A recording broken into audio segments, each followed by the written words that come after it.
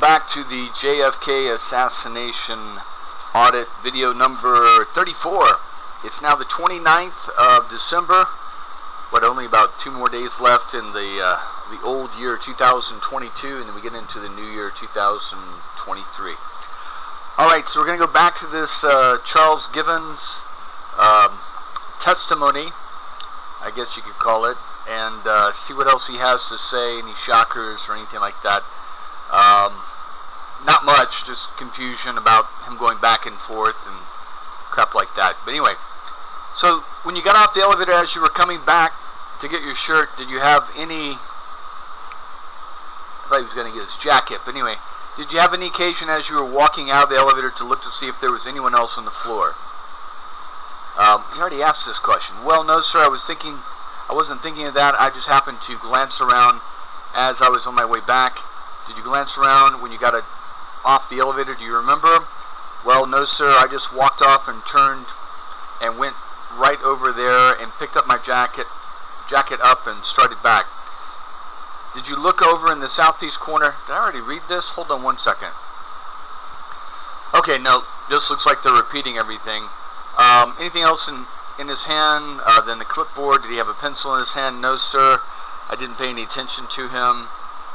When you got off the elevator as you were coming back to get your shirt, did you have any occasion as you're walking? I already read this part. Well, no sir, I was thinking, Did you glance around? We already read all something. He already asked the same question earlier. His cigarettes. Did you ever tell anyone that you saw Lee Oswald reading a newspaper in the Domino Room around 11:50? See, this is the problem I have. Okay, so he says, at one time he says at 11:30 he went down to use the restroom, and then he went outside about 12 o'clock. But then he says he goes down in the elevator at 11:45, okay, with the other group, remembers that he forgot his jacket, and then goes back up on the elevator and sees Oswald coming, and then Oswald didn't get on the elevator with him, but told him to, to close the gate when he got down there. But then he says he sees Oswald, so that's 11:45. Then he says he sees Oswald at 11:50 reading the newspaper in the Domino Room. So I'm a little confused on that. So maybe he went down, used the bathroom, went back upstairs, got on the elevator, with some people, went downstairs, forgot his jacket and cigarettes, went back upstairs, got his jacket and his cigarettes, saw Oswald coming back downstairs, and then I guess by this time Oswald gets down there a little bit after him at 11:50, and he sees him reading a newspaper in the Domino Room. So that's quite confusing. Just like Daughtry, Oswald and everyone is everywhere, and so is he. So, you can only go by what people say, and when they say all this crap that is very conflicting, it doesn't make much sense. So it sounds to me like he went down once at 11:45. I'm just going to make an assumption here. Forgot his jacket and cigarettes, went back upstairs to get them. Got them, saw Oswald coming towards the elevator, went downstairs, was sitting out there eating, and then later Oswald came down and was reading the newspaper in the Domino Room around 11:50 is what he's saying here. And then he went out around 12 o'clock. He was eating his lunch, I guess, from 12 to 12:15, 12:20. He went down to the parking lot, got his friend. They went down to Main and Record, saw the president go by at right before 12:30, and as they were walking back, boom, you heard the 3 shots. Something like that. I don't know. We'll keep going. Did you ever observe Lee Oswald getting the newspaper in the Domino Room shortly before lunch on days other than November 22nd? Not before lunch. It would be right at lunchtime. Right at lunchtime? Yes, sir. We always ate in there. Would Oswald always eat in there? Yes, sir. When you first went downstairs from the 6th floor to the 1st floor, with the other men on those 2 elevators. You took 2 elevators, didn't you? Yes, we took 2 down. Were you racing the elevators? That's right. Who won? Well, the east elevator beat the other one down because it stopped quicker, but it had to adjust itself. What did you do when you got down to the 1st floor before you went back up to the 6th floor again? Well, I got a drink of water and reached for my cigarettes and thought that I had left them in my jacket pocket. See, here we go. Did you go to the restroom at all before you went back to the 6th floor? No, sir. Well, see, earlier he said in his statement, he said that he went downstairs at 11:30 to use the restroom. So it doesn't make any sense. No, sir, I believe... No, sir. Yes, sir? No, sir. Yes, sir. I believe I did. No, sir. Good Lord. I went in and washed my hands. I sure did. Okay, so that's a yes, sir, no, sir, no, sir, yes, sir. Okay. Anything else before you went back up to the 6th floor? No, sir. That was it. Now, the first time when you left the 6th floor with these other men to take the 2 elevators down, did you at any time look over to the southeast corner of the 6th floor? Here we go again. Well, no, sir. I didn't pay any attention at the time I was coming down. Where were you laying the new floor that morning? What portion of the 6th floor would it be? The west side? How much of the west side? Well, we were working, I would say, about 10 feet from Elm. Well, you were pointing to right over this point here. Yes, sir. Well, look at the scale. It would be the 10 feet from here. Here's the scale. This would be 20 feet, so it would be more than 20 feet from Elm. About 20 feet, maybe so. Good Lord. Do you think it was closer to 10 feet than 20 feet from Elm Street side of the west part of the 6th floor? Elm Street side of the west part of the 6th floor, okay? I believe it was somewhere in that vicinity. How close was it to the west wall of the 6th floor? Well, we were, I would say 20 feet out from the wall. Now it's 20 feet. We had laid. Did anyone else ever comment to you as having seen Oswald on the 6th floor that morning? No, sir. All right. Now, is there anything else you can think of that happened that morning up to the time you heard the shot? No, sir. Everything was all right until that. How many shots did you hear? 3. What did you do when you heard them? Well, we broke down. Well, we broke and ran down that way, and by the time we got to the corner down there on Houston and Elm, everybody was running, going towards the underpass over there by the railroad tracks. And there's another one saying people are hearing shots down by the railroad tracks.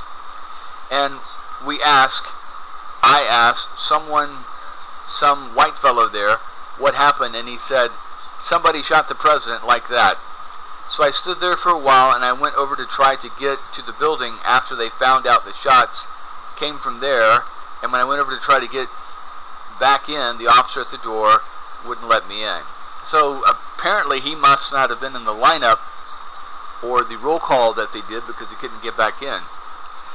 Did you tell him you worked there? Yes, but he still wouldn't let me in, which makes sense, because they don't know if there's still a shooter in there. They could have a shootout, and they don't want civilians going in and getting injured. He told me he wouldn't let no one in. This was from the front of Elm Street. Yes. So I goes back over to the parking lot, and I wait until I see Junior. So then he went back up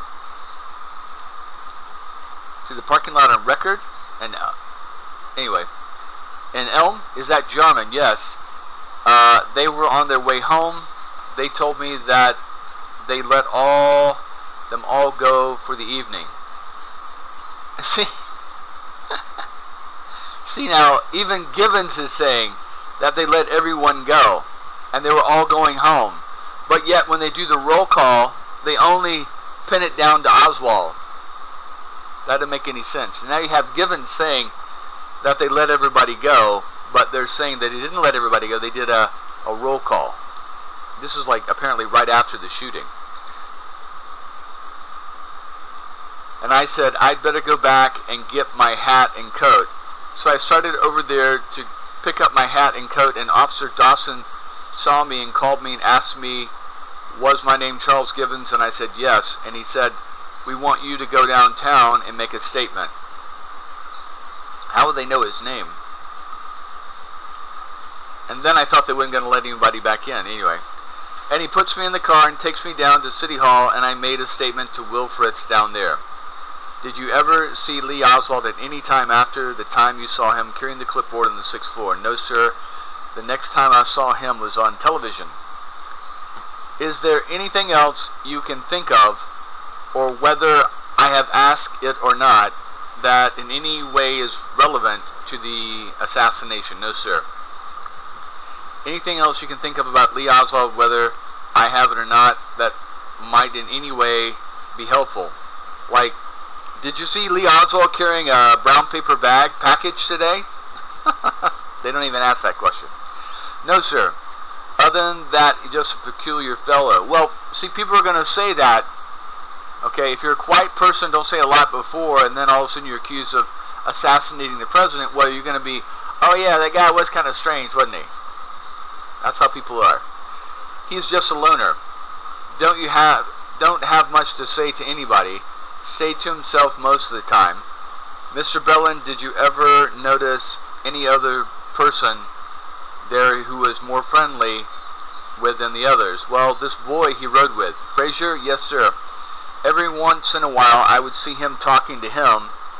Bonnie Ray told me I never saw him, but Bonnie Ray told me he talked to he and Danny sometimes. Okay. Anyone else? No. That I know of, no, sir. Anything else you can think of? No, sir. Like, why don't you ask the question, Mr. Bellin? Like, did you see Oswald take a package into the building that morning? Or any other mornings? Or any other mornings? Or any other days? Did you see a package sitting around about 4 feet long, 3 feet long, on the 6th floor? Never asked that question. No, sir. That's about it. Well, Mr. Gibbons, we surely appreciate your cooperation in coming down here. Now, you and I didn't talk about this at all until we started taking this deposition, did we? No, sir. You walked into the room and you raised your right hand and we started taking your testimony. Is that correct? Well, that's kind of weird. And so he's like trying to defend himself, saying, "Wait, we never talked before, right?" Yeah. Okay. Yes, sir. Have I ever met you before? I don't believe so. I don't believe I have. You have an opportunity to come back and read and sign if you want, or else you can just waive signing and have the court reporter send it directly to Washington. Never give a statement without rereading it and signing it and get a copy, because people can change shit. And yes, the government can change shit, okay? Do you want to come back and read it? Or do you want to just have the court reporter just send it to Washington? Would it be necessary to come back? No, sir, it is not. You can waive it if you desire to. Do you waive it? Yes, sir. All right. Thank you. We will see you. Troy Eugene West. I don't know what that is. But anyway. So, what do we have here? Okay. Another very confusing statement of him all over the place and Oswald all over the place. But what we can generally put together is that sometime, which kind of doesn't make sense, because they always go to lunch at 12, okay, but now they're going to lunch at 11:45. But he also said that he went down to the restroom at 11:30. So that has him going up and down the elevator 3 times. But we'll just say that he mixed up the 11:30 and the 11:45, okay? And we'll say that he went down at 11:45 with everybody else on the 6th floor. Then he got downstairs. He forgot his cigarettes in his jacket. He went back upstairs on the elevator. He got his cigarette and his jacket from the west side of the building, opposite of where the sniper's nest is. When he was coming back, he saw Oswald coming towards the elevator with the clipboard in his hand. He went downstairs.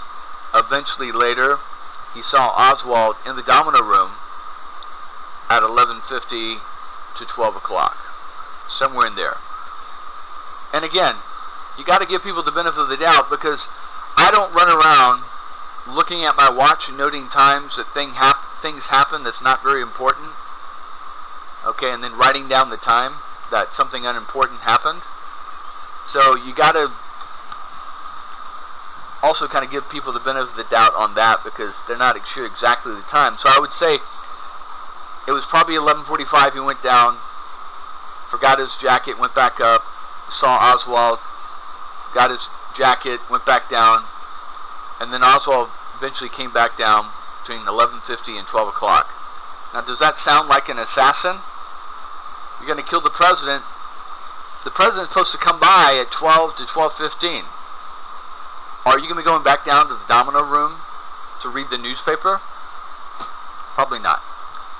Anyway, so we're going to keep moving on here. Let's see. Actually, I think we're finished with that. No, we got 4 more minutes. Now, the next one, it says, I like to keep track of where I'm at here.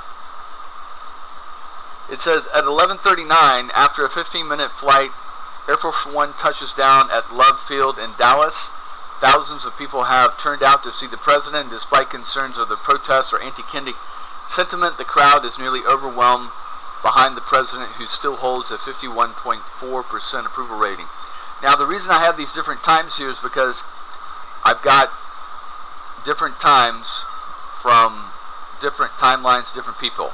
Okay, so it's all kind of right in the same approximate time, though. It says 11:40. Kennedy and his wife Jacqueline and the rest of the presidential entourage arrive at Love Field in northwest Dallas aboard Air Force One after a very short flight from nearby Carswell Air Force Base west of Fort Worth. The motorcade cars have been lined up in a certain order earlier that morning. The original schedule was for the president to proceed in a long motorcade from Love Field through downtown Dallas and at the end of the Dallas Business Trademark and the Trademark. Now, and it says 11:40 Air Force One arrives at Love Field. Secret Service not riding on the presidential limousine. Now, a lot of people don't know this. They just assume that the president's limousine and all his protective vehicles are all flown in Air Force One, and they're not. They're actually flown in a separate jet, and I think it's even a military jet. Okay, so when you have the president's limousine and the other protective cars, are all in a couple. Actually, I think it's 2 jets, and a lot of times they get there ahead of time. And a lot of people don't know. I don't know about in Kennedy's day, but nowadays there's probably 5 or 6 of these limousines, maybe even 10, I think, or 10 vehicles that the president rides in. I think there's about 5 of them are limousines, though. So they would have the limousine already there at Love Field, set up, ready to go, with his Secret Service team there. They'd have a team protecting the limousine and riding behind the limousine, already set up and ready to go before the president gets there. And then when the president steps off the plane, there would be his usual, guys that are at his elbow, the Secret Service guys that are following him, that take him to the car. All right, so we're going to stop there and pick up, let's see, with John Stevens de la Rue de Lawrence, and tomorrow. All right. Now, this is an interesting film. Like I said, in this section, I'm just coming across things that I have a whole, you can't see it here, but I have, to the right here, I have a whole series of tabs of different things that I'm looking up. So I go down, here, I'll show you. I go down my list here, okay? And I'm running ahead of where I'm doing the videos. Hold on. So I'm running a couple of pages ahead of what I'm doing the videos, and this is all things that I've found from the timeline. And I'm organizing the timeline, I'm cleaning it up a little bit. Sometimes the times get switched around, and I put them back in order. And then I start Googling all these things, okay? So I Google all these things and trying to find statements and other stuff. And then even while I'm recording, I go back and Google some more to see if I can find pictures. I'm mainly looking for witness statements, pictures, and videos, okay? And that's what we're going over here. So you can't see here, but I've got a whole, probably 100, 200 tabs going to the right. and I'm reading through all these statements. And as I come across something that's very interesting, I'm like, wow, that's really cool. I need to talk about that now. And so I throw it over here, and this is kind of, and then I have new documents that have just been released, also I've mixed in there, that I'm going through. And this is one of those that I found, and this is from the Don Von, what's his name? Don Von, I can't find his name here. Yeah, Don Von Penn's JFK channel. Now he's a skeptic, a lone nutter. He doesn't really believe there's any conspiracy involved, but he has some good documentation, videos, and stuff like that. So I'm using some of that. This one is from one he posted about 8 years ago. It's the Tom Aaliyah film taken from inside the Texas School Book Depository on that date. Very important. So we'll take a look at that and see what we can find here. It's about 8 minutes. Now once again, let's toy with time. Let's set the clock back once more to that fateful minute of 12:30 in the afternoon. The scene of the assassination was still in a state of shock. Some individuals verged on panic. No one knew what had happened or what was happening, but instinctively those with jobs to do went about them. In seconds, attention had focused on one building. Tom Aaliyah was a part of that story. Behind me is the famed Texas School Book Depository. No cameramen are allowed in this building today, but a year ago I was able to enter this building along with the Secret Service and shoot exclusive footage of finding of the assassin's gun, dusting it for fingerprints. It was by accident, actually, that I arrived upon the scene. I was coming back from Fort Worth after having filmed the president in his last speech, his last breakfast, his last cup of coffee. In coming back to the station, just a few feet in front of me, we heard on the radio, all units, Code 3, Parkland Hospital. Immediately following that was the word that shots had been fired at the president. They gave Elman Houston as the location. I jumped out of the unit, grabbed a borrowed camera. Mine had developed a malfunction, an extra 400 feet of film, and raced to the scene. This was the scene, the school book depository. Everyone at that time was looking around. I saw a couple of gentlemen pointing upstairs to one of the top floor windows. I assumed that the assassin probably could still be in the building. At that time, we did not know that there was an assassin, only that 2 shots had been fired. I raced into the building. About the same time, the Secret Service, the FBI, and other law enforcement units, we hit the... So don't you think it's interesting that people that work there, employees, and no one else, are not allowed in the building, but they allow this newsman to run around a crime scene while they're still looking for the whatever they're looking for, because they don't even know to look for the rifle, but somehow they know to look for the rifle. You know what I mean? There's no assassin there. There's nothing saying that the rifle will be there. It's almost like they're told, okay, look for a rifle because there should be a rifle on this floor. We've been told there's going to be a rifle left. So you can see they're looking all over the 6th floor for a rifle that they don't even know exists. Okay, because at this point, they still don't even know this is the sniper's nest. They don't know for sure that the shots were fired from here. And then, if the assassin's not there, then maybe he took the rifle. So they're wasting all this time looking under boxes because apparently they've been told there's a rifle that was left there. Because how else would you explain while they're looking? You know, because if you think about it, it only takes one guy, the head guy, who was the sheriff at that time, to tell everybody else to start looking for a rifle. Okay? It doesn't make any sense. But yet, this one guy, this newsman, Tom Aaliyah, is allowed to run around and take video. Hold on one second. I'm going to check out something. Let's do a little bit of independent. I always, when hairs on the back of my head or neck start to stand up, I always want to double check people. So give me a second here. Alright, so this is interesting. This is some kind of statement he made December 19th. I don't know who to, but he says, I ran upstairs with the Secret Service men. Of course, everyone knows there's no Secret Service men in the Texas School Book Depository or anywhere in Dealey Plaza, okay? But somehow Tamalia thinks he's running upstairs with the Secret Service men. What he probably means is that he's running upstairs with plainclothes detectives or FBI agents or something like that. Anyway, the other units came in, the riot squad. I thought I was going to film a gunfight. They ran to the 4th floor, and I went with them. Some of the other units went to the top of the building.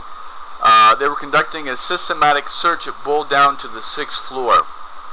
See, my problem with all this is that, okay, if all this is happening within minutes after the assassination, why did it boiled down to the 6th floor, why did it take him to 22 after to find the damn rifle? Doesn't make much sense. Anyway, let me see, let me see if I can enlarge this because it's hard for me to read when it's small like this. Alright. Let me double check my time. Okay, good, we got 12 minutes. I filmed 400 feet of film of the Secret Service men looking for the assassin climbing over boxes. So what he's probably talking about is either the Dallas plainclothes detectives or FBI guys or sheriff over the rafters and the actual finding of the gun.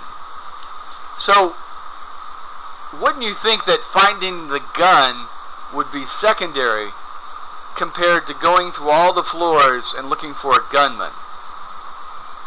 And then, after you've reached the top, you start at the bottom because the only way for someone to get out is to go down. Okay? So you leave people at the stairs and systematically search each floor going up. Okay? And then whoever, if they're still in the building, is going to be stuck there on the upper floors. Anyway. At the time, it was suspected that the assassin had stayed quiet quite a time there. There was a stack. It must be a sack with a stack of chicken bones on it. There was a Dr. Pepper bottle, which they dusted for fingerprints. The fingerprints were not Oswald's. Let's see. You know how he piled the boxes up? The gun was found, let's see, across the length of a room from where the gun was found across the length of the room from where he had fired. It was stashed between boxes. I had difficulty in filming. They did not want me too close to the window or the gun. I asked permission to go to the window. A Secret Service man said, "You are close enough." Again, there's no Secret Service there. I asked the Secret Service man to take pictures of the stashed gun. I set the camera, but he wiggled the camera. I got a picture of them taking the gun from the hiding place and dusting it for fingerprints. After this, the crime lab man, Captain Will Fritz, and I have footage of this, pulled the bolt back, and the live round came out. This was at 22 after. So apparently he's in this building 40-something minutes before they find the gun. They dusted the gun for fingerprints. This was my third camera. They wouldn't let me out of the building, and they wouldn't let anyone else in. I never saw my film on the air because I had to get the film to someone outside. This was the first film from there, and we had mall coaches film from the crowd, but not the president being hit. How did you get the film out? Of course, there's a story for you. I actually handed it out through the window, but it had been publicized over the air and established everywhere that I had thrown it out of the building through a window. I hesitate to tell you the real story. I started to throw it out of the building, but being so close and knowing that we had other film, I wanted our station to be the first to show the film of the assassination. AAJL Hosty was under the window. I yelled out to him. In actuality, I tossed the film out the front door to Ron Reland, who had gotten back from covering the apprehension of Oswald at the Texas Theater. This was another ABC exclusive. There were 2 policemen at the depository door. They were not sure that I should get things outside. Juan was outside and I was inside. One of the policemen there called Lieutenant, and while they were calling him, I threw the film out. Sneaky. But anyway, that's good. At least you got the story right. Let's see, now we'll go up to the top here.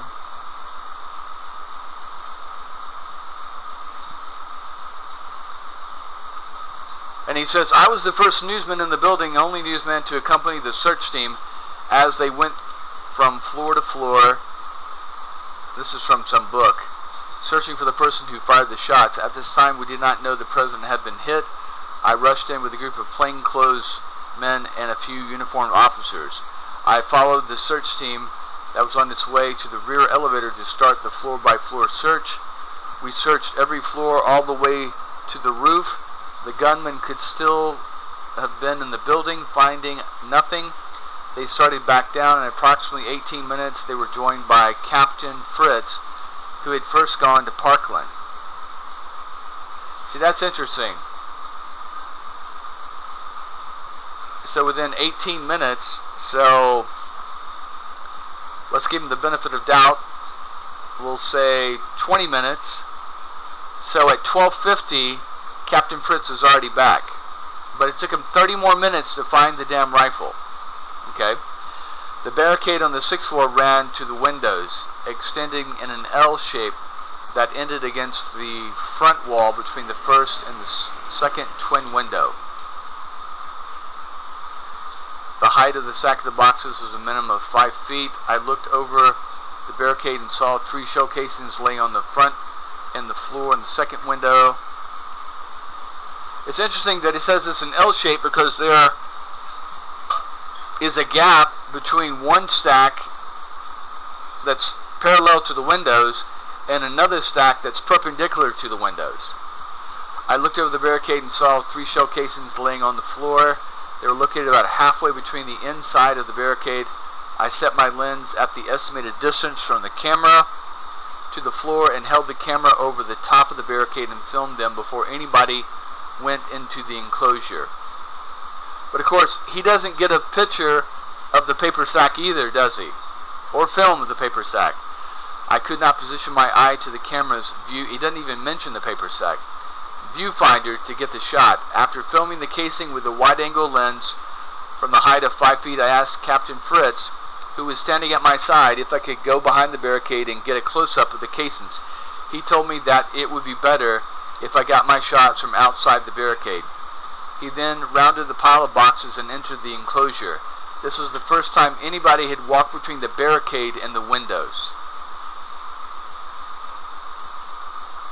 See, this can't be correct because we've got testimony from the other officers saying that they were there first. They saw the shell casings and saw the paper bag, and then Captain Will Fritz came later.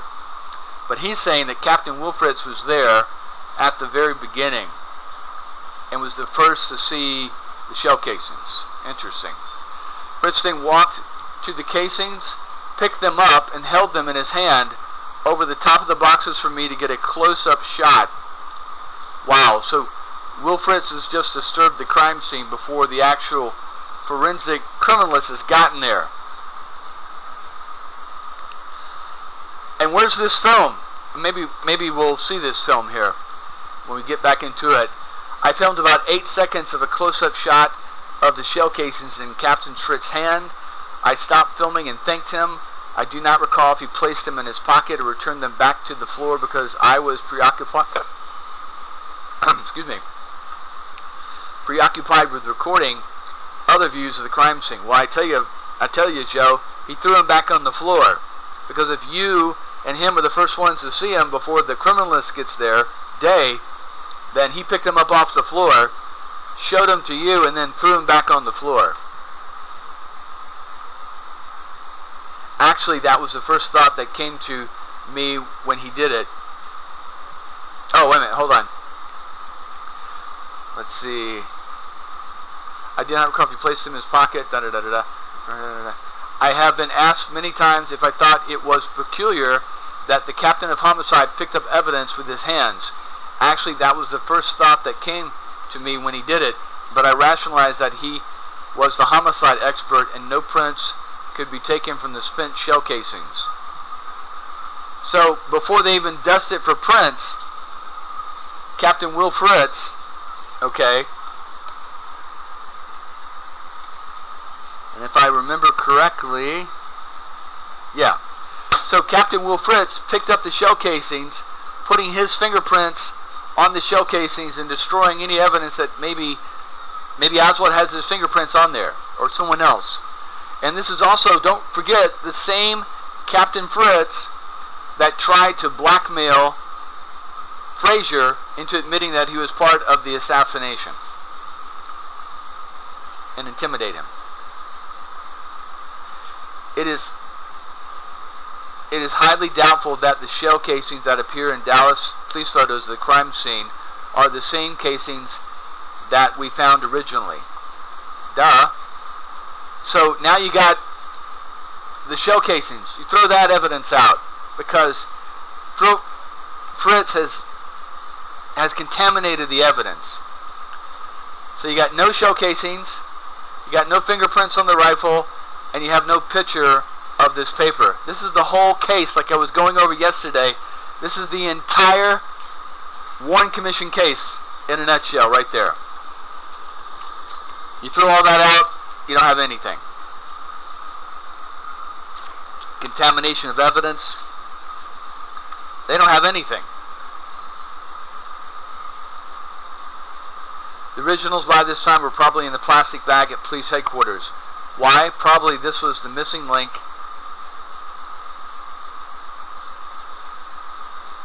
Wow, hold on. Actually was the first thought that came.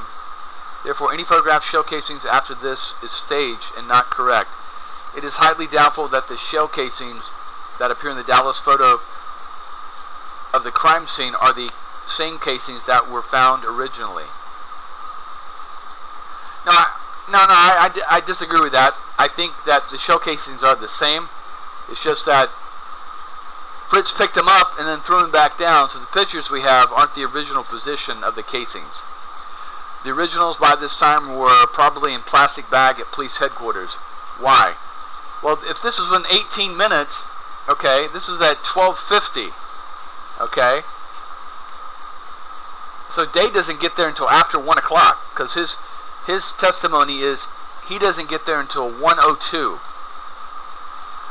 Why? Probably this was the missing link in the report of the police department to send to the FBI. They had to stage it in the barricade box placement to complete the report and photo records.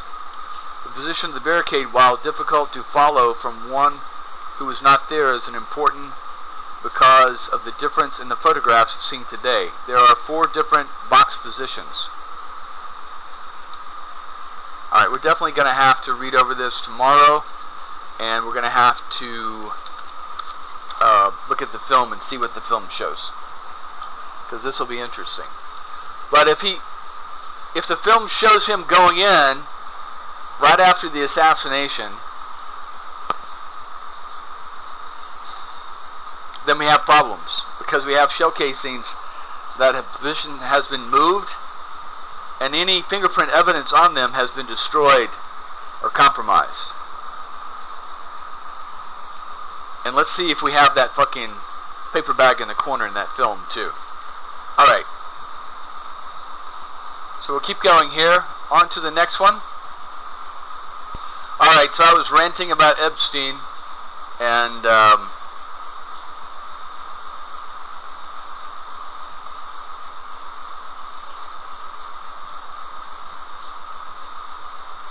yeah, so it's pretty obvious that Epstein is one of those mockingbird journalists who is not an agent of the FBI, the CIA, but actually, writes, favorable pieces about the CIA, or writes hit pieces against people who write bad things about the CIA. Alright, so we'll go back into this article here. Hold on one second. So I just want to say one thing. This is in, I don't know what magazine this is in, but apparently it's some kind of men's magazine, because there's all these like Playboy article advertisements or something like that. But anyway, try to ignore that. Let's see. Within 1 week of publication, the article, the CIA had circulated Epstein's inaccuracies. Okay, so we've already gone through that part.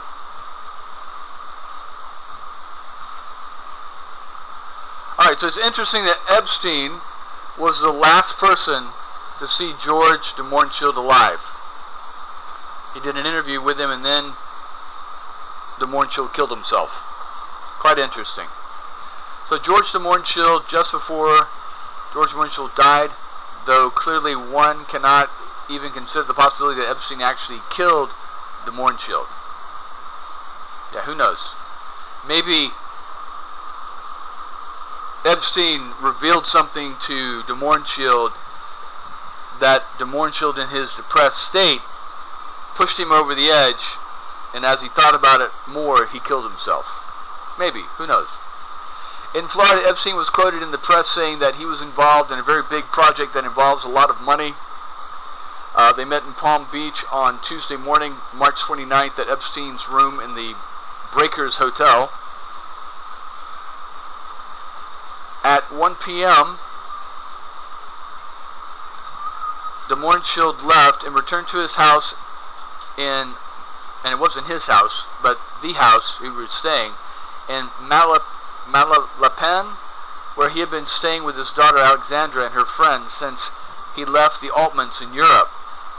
At 2:21 p.m., he was dead. The press has widely reported that de Mohrenschildt had been notified by his daughter that while he was out, Gaten Fonzie, the House Select Committee, called and would call back later that day. Reporters speculated that de Mohrenschildt, perhaps afraid of a confrontation with Fonzie, killed himself. Yet Alexandra said her father did not seem upset by the message. I attended the coroner's inquest held in Palm Beach.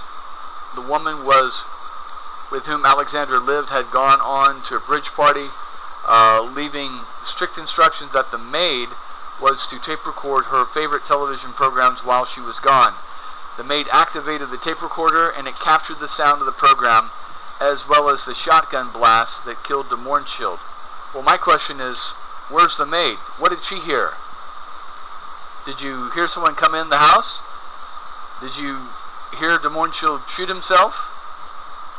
What did you hear right before de Mohrenschildt shot himself? Did you hear the gun go off? Anyway, my obvious questions.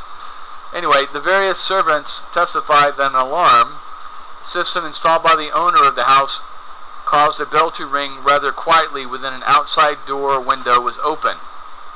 The courtroom became silent as the tape recording was played just after a commercial against yellow wax buildup. Does life imitate Mary Hartman? A gentle bell was heard, and then the shotgun blast. Well, you hear him recounting this, and it goes beep, beep, beep, beep, beep, and then boom. I remember the coroner, again, I would ask the maid, well, did you see anyone? Did you hear anyone? Did you see any cars leave? Did you see any strange cars come by before? What did you hear before you heard the shotgun blast? That's what I would want to know. Because if you think about it, it can't be that big of a house, right? And if you hear a shotgun blast and you're in another part of the house, you're going to run over there to where you heard the shotgun blast and see what happened and look in the room. So obviously you'll see someone coming out of the room unless they go through the window. Anyway, a member of the coroner's jury asked what had caused the bell to ring. Later, detectives suggest that perhaps it had been caused by the maid leaving the house to sun herself just before de Mohrenschildt shot himself. So I guess the maid was outside getting a tan? Okay. Perhaps it had been, but the maid had not testified to the event, and she has refused to discuss it since. Wow. Well, I'm sorry, lady, you're going to have to discuss it. The Columbo-like mystery had no Columbo-like conclusion. Someone may have entered or left the house just before de Mohrenschildt was killed. The inquest showed that de Mohrenschildt might have killed himself, but contrary to the inquest's conclusion, it did not prove that he did not kill himself. Or it could be that Epstein met him at the hotel to get him out of the house so someone could enter the house and wait for him. And then when de Mohrenschildt came back, the assassin killed him, made it look like a suicide, and then left. Anyway, but contrary to the inquiry's conclusion, it did not prove that he did not kill himself. My conversation with the state's attorney, David Bloodworth, which took place in his office after the inquest, raised another intriguing possibility. Bloodworth was open and frank with me. Wow, what a name for an attorney, investigative attorney, Bloodworth. Okay, so we're at the last page here. He said that he was reasonably satisfied that de Mohrenschildt had killed himself. He said the reason that de Mohrenschildt took his own life was of great interest to him, and that the select committee would have his full cooperation in determining the motive. I asked him what he meant, and he said, you know, Epstein was with de Mohrenschildt. He paid him $3,000 for the interview and then let him go after a very short session. Why do you think that was? I said that I did not know. You know, I know that the long distance calls are made from here and who Epstein called. And I questioned Epstein just after, I'm sorry, at my age, reading this is very, very tiny. And I questioned Epstein just after I came into this matter. Epstein said he had taken no notes and had no tape recordings of an interview with de Mohrenschildt. Of course, I didn't believe that. Yeah, why do you pay someone $3,000 for an interview and you don't record it and don't take notes? That doesn't make any sense. Of course, I didn't believe that, and not after he paid all that money. Then I questioned him closely. He finally told me why de Mohrenschildt left, drove home in a car Epstein had rented, and then killed himself. I asked Bloodworth why de Mohrenschildt had left so precipitously. He said Epstein admitted to me that he showed de Mohrenschildt a document which indicated that he might be taken back to Parkland Hospital, okay, in Dallas, and given more electric shock treatments. Okay. Bloodworth looked at me and said, you know, de Mohrenschildt was definitely afraid of those treatments. They can wreck your mind. De Mohrenschildt was terrified of being sent back there. 1 hour later, he was dead. Well, that could have done it. That could have been what pushed de Mohrenschildt over the edge. But why give him $3,000 if you're going to have him kill himself? Doesn't make any sense. Anyway, de Mohrenschildt's death in 1977 was another tragedy in the chain of events set in motion on November 22nd, 1963. It might be impossible to accurately assess de Mohrenschildt's part in the death of President Kennedy, since he was not asked the relevant questions by FBI agents or counsel for the Warren Commission.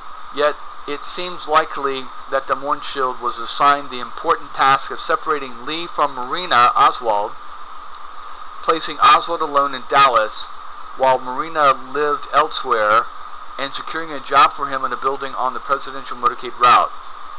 While those tasks were important, de Mohrenschildt's role was that of an agent in the field. His assignment left him but one rung from the bottom. The bottom rung was occupied by Lee Harvey Oswald, the proposed fall guy, the person to whom the evidence could irrefutably lead on November 22nd, 1963. Now, none of that makes sense. Okay? Because de Mohrenschildt's in Haiti in June, from June of 1963 to June of 1964, or at least 1 year. Okay? And so how could he have arranged to separate Marina and how could he have arranged to separate Marina and Lee when he was in Haiti? That would have been Mrs. Payne's doing right there. Okay? And then de Mohrenschildt didn't get him the job at the school book depository. That was, again, Mrs. Payne, who played cards with the neighbors in Irving and found out that played cards with Fraser's sister, and found out that they might be hiring at the job where Fraser was working at. So that's a strange statement to make. That's a real stretch. But it could be that maybe de Mohrenschildt was, I don't believe de Mohrenschildt is a chess player, chess maker, whatever, in the CIA. He's a observer, a watcher, who reports back to his handler in the CIA. The domestic affairs, whatever you call that department that interviews people to go to foreign countries. And maybe he handed the Oswalds off to the Paynes, okay? But the question then you got to ask is, okay, well, there was nobody who was a handler for Oswald when he was in,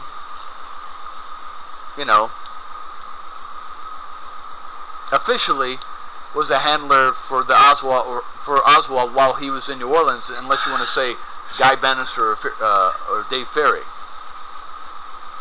Okay, but there's no connection between Guy Bannister and Dave Ferry. There's connections between Mrs. Payne and de Mohrenschildt. So what you have is de Mohrenschildt handling Oswald up till when he leaves, and then he had just introduced them to the Paynes, and then Oswald goes to New Orleans, and then Mrs. Payne comes back through, picks up Marina, and she's living at Mrs. Payne's house. But de Mohrenschildt is in Haiti. Anyway, so let me see. I guess we're going to have to finish this article up tomorrow. God, it keeps going. Anyway, so we'll finish this article up tomorrow. We're going to get back into the movie here, or the recording of de Mohrenschildt. Hold on one second. Alright, we're going to pick it up here and go on this for the next 14 minutes. Alright, here we go. To FBI, that what they had said had been printed. It was most unfair that private matters which had been given in confidence were exposed to public. These friends of ours swore they would never trust these FBIs again, and would never put themselves in the position of informers. It was sad to read an opinion of an old business associate that I had never been truthful to him. From the testimony of my secretary I read, he made... And I'm just going to make a comment on experience here, that I know this goes against all patriotic things you're told as a child growing up, but I've basically learned this the hard way. Don't ever offer to give information to the police, or especially the FBI. Let them come find you. And don't lie, don't hide. If they ask you, tell them. But don't run at the mouth. Just be curt and yes, no, and answer as briefly as possible, because it does you no good to tell everything you know. Okay? You think in America, in a democracy, that the FBI is working for us, the police are working for us, and that being good citizens, we want to tell the truth and tell them everything we know to help the case. But it's been my experience with other people who've dealt with the police and the FBI. If you talk too much, then for some reason, I don't know why, the FBI, the police mentality is that you're either making it up or, well, how do you know this, and why do you know this, and why are you telling this, and what's your motivation? They switch it around instead of, well, thank you, sir, for offering this information, you know, like they do in TV. Thank you, sir, for stepping up and, you know, risking your life to offer this information. It always seems to be, I don't know why the police are like this. They're public servants. They're paid by us. It's kind of odd that people whose livelihood depends on the citizenship, the citizens, that treat the people, especially the ones trying to help, like under suspicion. And what are their motivations? And it just doesn't pay to reach out and tell the FBI or the police department everything you know. Let them come to you. Let them find you. Okay? Because I don't know why, I don't know what the attitude is, why they teach police this or how police end up with this, but, you know, you think the police would be out there saying, oh, thank you, because they're always like, oh, please, if you know anything, please call us, give us tips, and let us know what you know. And then when you do, and you tell them information, then for some reason it all switches back to you, and then they're questioning you and your motivations and things like that. So it's very odd. It's just been my experience. I mean, it wasn't a bad experience, or, I mean, nothing legally happened to me by telling the police or the FBI stuff that I came across or knew. But just the fact that I reached out to them and contacted them put them on a different line of questioning. Okay? For some reason. I don't know why. Here I thought I was just being helpful, and I learned my lesson really quick. You know, don't be Mr. John Q. Citizen, because that's just the fantasy in the movies. The reality is the FBI and the police are suspicious of everyone. Even though they work for us and they're supposed to, you know, their whole livelihood and income, their mortgage, their house payments, their car payments, you know, the clothes on their back depend on us. They still treat everyone with grains of suspicion. I just can't figure that one out. You know, because it's, you know, I was growing up with John Wayne and all these other police shows, and, you know, it's always been my experience that, you know, there's the 99% of us are good people, and there's that 1% of the bad people. And we're the good people, and it's that thin blue line between the 99% and the 1% that keeps us safe. And therefore, we're supposed to help them, you know, keep that 1% at bay. But for some reason, the police, and especially the FBI, have this attitude that they put out there that everyone is under suspicion. And especially if you come to us offering information that you think might be helpful, you're especially under suspicion. That's just the attitude I got back from the FBI when I gave information. So my lesson was never again. Never, ever, ever again. You know, not that I'm going to hide anything from the FBI or lie to the FBI. I'm not saying that. If they come to you, tell them what you know, but make it yes and no, and be curt about it. And don't over-offer information that you think might be helpful, because that's just setting you up, you know, for some reason in the policeman's mind to put you under suspicion. It's just very bizarre.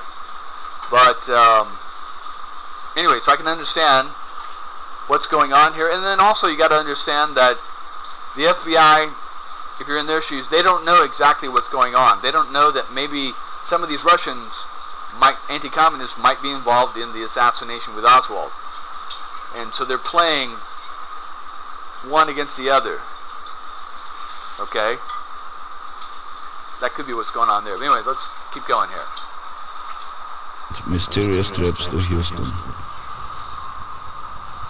about my wife from an old Russian emigre woman whom we had always considered inoffensive, if not bright.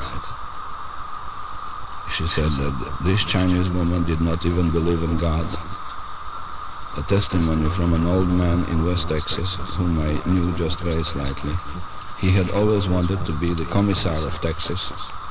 From the testimony of my own ex-son-in-law, if anyone had finagled the assassination or influenced Lee Harvey Oswald, that person was George de Morenschin.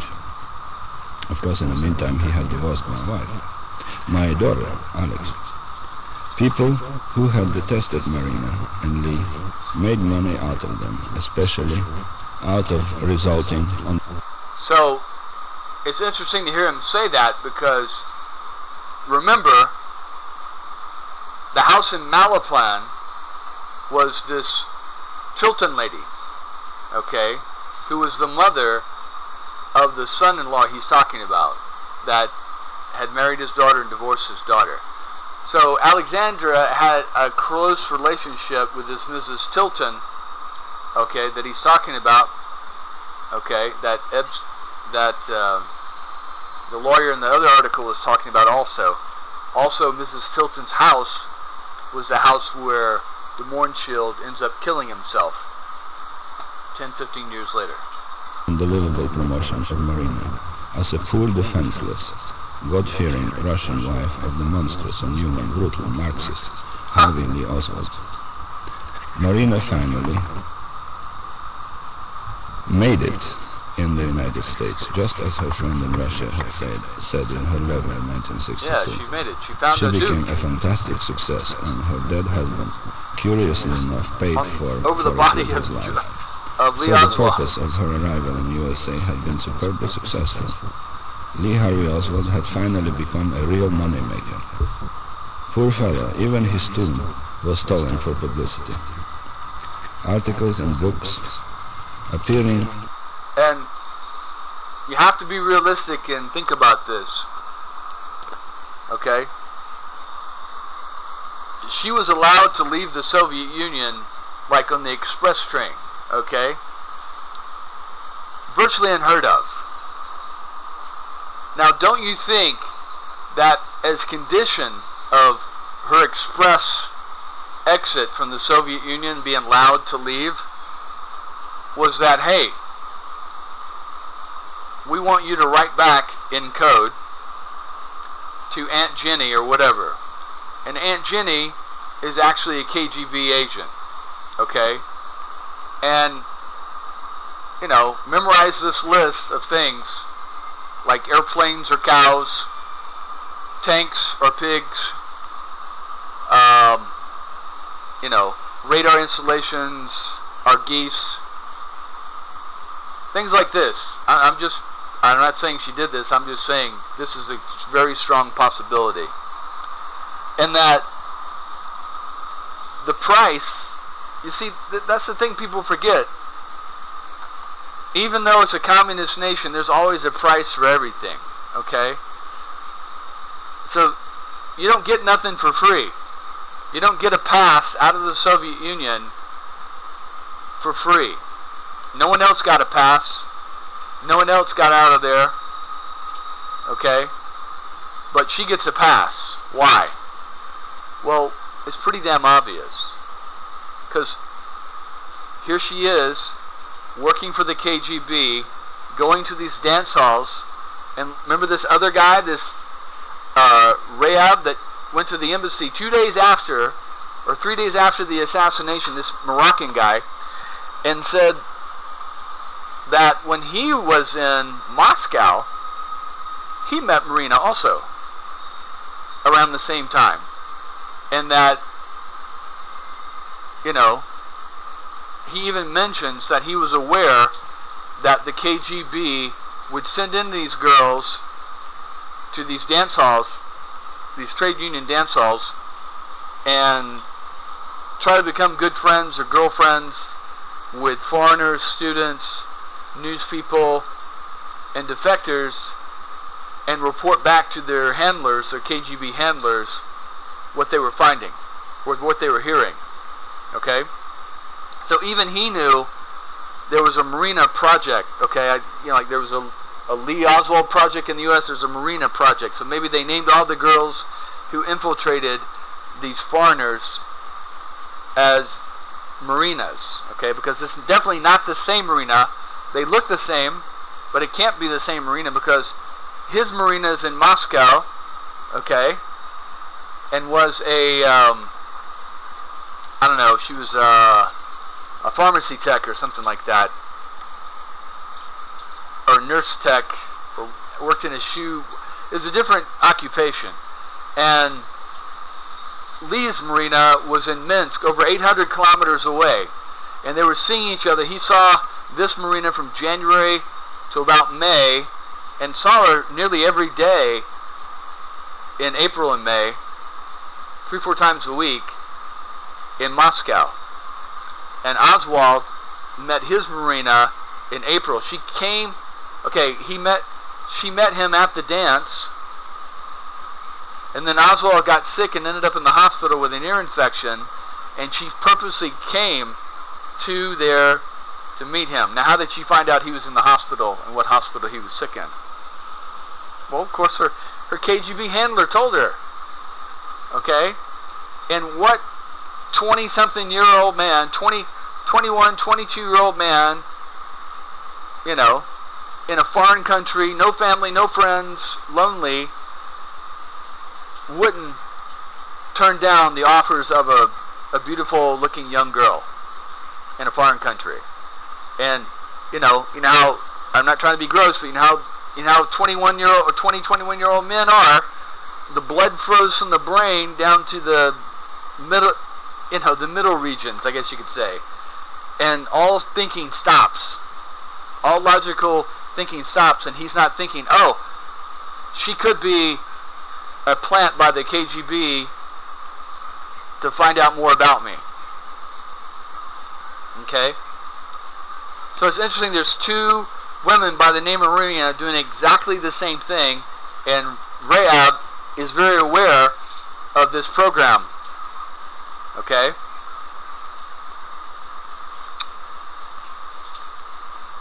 Very, very interesting. But, like I'm saying, you don't think that if Marina was working for the KGB to infiltrate and find out about foreigners and report back to her KGB handler, and then when she decides to leave the country, they give her an express pass to get out of the Soviet Union and into America, and then on our end, she's given, in America, an express pass to get into America. Okay? Within a couple of weeks. It doesn't make any sense. Okay? So, it could be, let's just put on our conspiracy hats here, that Marina is a low level, she's not gone to KGB school, I guess you could call it. She's just been given a little bit of training on trades of the craft. Okay? Writing in invisible ink, writing in codes, things like that. And she's given, the bare minimums. Just report back what you see. She's like, the Russians, the Soviets, are going to flip Oswald like that, but uses his girlfriend. The Americans sent Oswald to observe and report back what he found or what he saw in the Soviet Union. And now the Russians, okay, it's a game. You play us, we play you. They're going to play Oswald. They're going to play the Americans and naval intelligence. They're going to send back their own person. Okay, I would have to say that most likely she wasn't as trained as Oswald was. Okay, she doesn't even speak English. Okay, she's just some poor pharmacy tech girl that they found, whose uncle or whatever is a colonel in the KGB, and they're using her. Hey, if you don't do these things right or report back for us, then bad things could happen to your family and your uncle. They may not get into the schools they want. They might not get the housing that they want. But if you do these things and you do report back, your mom's going to get a little better housing, maybe a little better, choice of food, when she goes to shop in the KGB shops, your colonel maybe, your uncle may be getting, or your father may be getting a better promotion, whereas before, if you don't report back, he's not going to get a promotion. There's all these subtle things they can do to manipulate people, because you don't need to brainwash people. You don't need to mind control people. All you need to do is to control their family. Okay? If mom reports back that, hey, I've been kicked out of my house and I'm living in a shack in the poor part of town, and if you don't play ball, it's going to get worse. You know? And there's going to be family pressure there too. Hey, play ball with the KGB. Just do this thing. Look, you're going to America. Enjoy it. But just every once in a while send back a letter reporting what you found, what you saw. It's Texas. They're not going to have much. You know, just make them happy. She's 20-something years old. She wants to please the family. Keep them in, you know, good lifestyle, better lifestyle than the average Russian. That's what she's going to do. So she's going to write Aunt Vera, whoever her KGB handler is, under their handle, and say, hey, in Texas they have a lot of cows, and I've only seen like one or two on the west side of town, and it's my understanding that there is some geese that fly out of Fort Worth, just west of Fort Worth, but there seems to be, from what I've read, only about 10 geese in that flock. So what that says is, boom, Carswell Air Force Base, there's a National Guard planes there, and she saw 10 planes go by. They were living in Fort Worth, don't forget, in the beginning. And so all she can be expected to do is report back what she saw. Yeah, the Americans, they seem to live pretty well. There's electricity everywhere. You go to the grocery store, there's food on the grocery store shelves. There's no bare food. I mean, there's no revolutionary groups that I'm reading about or seeing or in the newspapers. You know. And then, also you got to think on the other level, the next level above that. Okay, she's just some 20-year-old girl that doesn't know anything, that's just reporting back to help her family. She's not a trained KGB agent, okay? Same thing with Oswald. He's just some poor sap that was in the military, patriotic, got either suckered into going to the Soviet Union or volunteered to go as a fake defector to the Soviet Union, if we're saying that's what he is. I'm not saying that's exactly what he is, but if you're playing down that line, Oswald comes back from the Soviet Union. He either knows before or he knows after, when he's debriefed by the CIA, that, hey, your wife most likely could be an informer for the KGB. Okay? So we want you to continue your Marxist revolutionary legend. Okay? To fake them out.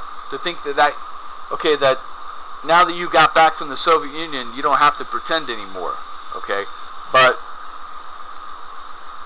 because you're married to this woman, and we know she's reporting back because we're reading her mail, okay, before it goes to to Aunt Vera or whatever in the Soviet Union, we know that she's reporting back, or we assume she's reporting back, okay? So keep your legend going when you're around her, when you're around these white Russians, because we want to ferret out if anybody comes to you and says, yeah, you know, here, Oswald, you're interested in this, well, I'm in touch with these guys at this group, if you're interested, or read this book, or let me read that book that you have. So Oswald's playing multiple levels, okay? He's playing fake, angry Marxist defector in front of his wife.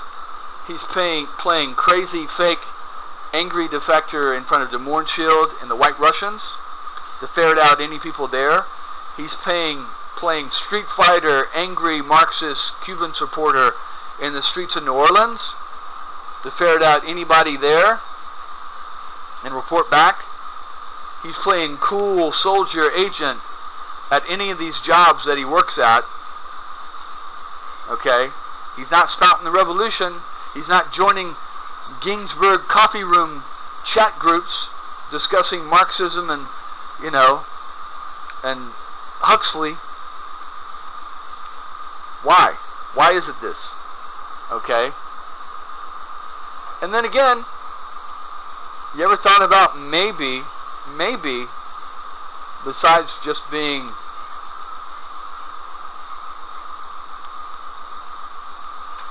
you ever thought that maybe the fights between Oswald and his wife were staged between them two? As show for the Des Moines Shields? Or maybe, I mean, you have to think on these things in 20 different directions, in 20 different levels. That maybe Marina was instigating Oswald to break him. So he would fall out of his legend and confess somehow that he really wasn't believing all the crap he's saying. Or maybe Oswald really does believe the crap he's saying. Okay? And maybe Marina has been told that it's all a front, that it's all a fake legend, and to push him and to see if there's any gaps in what he's saying in the Soviet Union and what he's saying here. Because how can Oswald, like I said, you remember like I said about Tom Cruise? Tom Cruise is playing a soldier in Taps, a crazy soldier in Taps. Tom Cruise is playing this money guy in Rain Man. Tom Cruise is playing a role in Mission Impossible, and he's playing another role in Reacher, and he's playing another role, in all these other different movies that he's played. He kind of looks like the same character, same facial features, same speech, but each character is a little different. Okay? When you look at Oswald, you've got this joyous, Marxist, jovial guy in the Soviet Union. You got an angry revolutionary in Dallas. You got a street fighting revolutionary in New Orleans. Then you got this quiet guy that never talks to anyone, a loner, at the Texas School Book Depository and all these other jobs. So is Oswald playing a role? Is he playing people? It sure does seem that way to me. So if he's playing a role with all these other people, don't you think he'd be playing a role against his wife, who's been told that maybe she is an informant for the KGB? If we're sending fake defectors to the Soviet Union to fake them out, what makes you think they're not sending their own people to fake us out? You think Marina Oswald is ever going to admit to being an informer for the Soviet Union? Especially since she took American citizenship? You don't think she's still reporting back to her handlers in the Soviet Union even today? Maybe not, but don't you think for the first 10, 20 years she probably was? Because that pressure on her family, it's not that she wanted to. Okay? You think she's going to go to the FBI and say, yeah, I'm actually an informer for the KGB. I was sent here at first to scout out Oswald and then to scout out the United States and report back, and I've been reporting back to my handler who has my family back in the Soviet Union under intense pressure. Do you think she's ever going to have that conversation with the FBI and end up in prison? Or end up, with a mark on her back for a KGB assassin? Put a car bomb in her house, or run over her, or blackmail her with her children? I mean, you don't think the KGB would have gone and taken pictures of her children where they go to school and stopped by one day and had someone make a phone call or someone at her door with pictures of her children? You're not thinking on their level. Okay? And again, you don't think the FBI was doing the same thing? Hey, if we find out that you were ever working for the the Soviet Union as an informant. We're going to take your children. You'll never see them again. And you're going to spend 5, 10 years in prison, 20 years in prison, then we're going to deport your ass back to the Soviet Union. You don't think they ever had that conversation? You don't think that after, she was arrested and held at Six Flags and was sleeping with the Secret Service agent there, you don't think they ever had that conversation that, hey, you need to cooperate with us because your husband is the only reason you're here, and he just killed the President of the United States. And so we're going to take your children, and we're going to put you in prison as an accessory, and then we're going to send your ass back to the Soviet Union, deported, and you'll never see your children again. You don't think she would have cooperated? So she's an agent, and now she's a double agent. Okay? Working for the FBI, telling them whatever they want her to say. That's how it works, folks. It's not they go in and hypnotize somebody like in the movies, and they brainwash them like that. You start fucking with people's children and their family, people are going to start cooperating. Okay? You're never going to see your children again. We're going to have their names changed. They'll never know you were their mother. And if they do, they'll find out that she was a traitor to our country. You'll never be in contact with them again. Because we'll change their names and bury them. She just had a child. She's carrying a child, okay? A baby. She just had a child in October. And again, that brings up another point.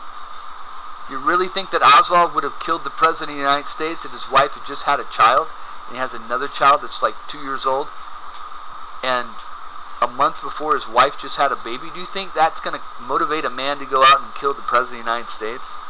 You really think that? You really think that Oswald would risk that? I just had a baby. Hey, what are we going to do? Hey, let's celebrate by killing the President of the United States. That doesn't make much sense. Anyway, so the point I get from the Mohrenschildt is that Oswald was either playing the role of being a confused, utopia-searching type, free-willing spirit type of person, or that Oswald was playing a role to fake out the Mohrenschildt and find out who the Mohrenschildt was really loyal to. Anyway, so that's enough of that. We'll keep going down this road and see where we can get. I didn't get very far with that one, sorry. So that's 110. I only got in 2 minutes into that one, wow. But I just go where my mind goes. I go where the information leads me. And like I said, you got people here that are Harvard, Yale, Georgetown, some of the best universities in the United States. They're thinking on a different fucking level than you and me, okay? Levels that we can't even imagine, okay? You go see a movie, and they talk about all kinds of stuff that you never would have, sci-fi worlds you never would have thought of, okay? Because we live in our world, and if we're not pushed and expanded, we're always going to stay in that world. Where these guys, they live to live off the cuff. They live to innovate, to try new things, to think on different levels, to be ahead of the Russians, because the Russians are thinking on different levels too, okay? They got the same type of program over there for their guys to be the top thinkers and the top innovators, okay? Alright, so we'll pick this up again tomorrow. Take care. Bye-bye.